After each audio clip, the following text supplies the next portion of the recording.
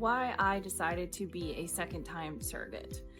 So I had so much fun being pregnant with my first surrogacy journey that I pretty much immediately had decided that I wanted to do it again as soon as the baby was born. My husband looked over at me and he's like, "So are we gonna do this again?" And I was like, do you have a mouse in your pocket, sir? Because I'm pretty sure I did most of the heavy lifting here. But yes, I digress. Yes, I do plan on doing this again. And the reason that I was so gung-ho about wanting to do another journey is because I wanted to see how much better and how much different I could have with another family. And I say that because my last surrogacy journey, I carried for a family who already had children. They already had 2 babies, and I wanted to give somebody who has not experienced any of this the moment that they have been waiting, praying, hoping, whatever it is that they've been doing to get to this point. I wanted to be the one who could fulfill that for them. So I kind of told Trish in the beginning when I first started talking to her and going through the application and all the questions and stuff, I said, hey, I would really like to carry for a parent or parents that don't already have kids. I want to know what it's like to share that first heartbeat ultrasound with somebody who's never seen it before, who's never had the pleasure of looking at the screen and knowing that's their baby. I wanted to be able to give back to somebody who didn't already know what parenthood was like.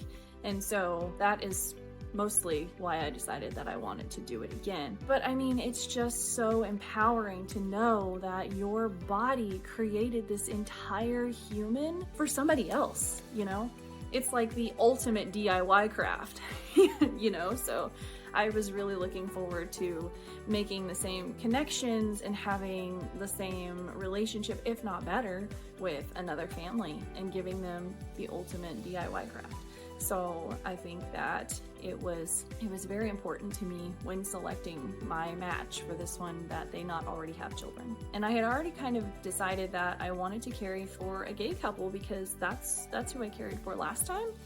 And I was kind of worried and a little intimidated by carrying for a hetero couple, especially, as a woman and carrying for another woman who's had a really long road as to getting this far. I was afraid that there might be emotions that she hadn't worked past or feelings of conflict and stuff. And I don't expect that it's going to be the easiest thing that my intended mother has ever gone through. I think that it's going to be very bittersweet for her. And I've kind of accepted that because she is just an incredible person. And I have no doubt in my mind that she is the right person to carry out this journey with. And so I don't have those reservations or those worries or, those fears anymore. And especially when Trish was like, I have the perfect match for you. So she sent over her profile, just like a little blip. And then she sent over a letter that I had also gotten from the intended mother. It was really sweet.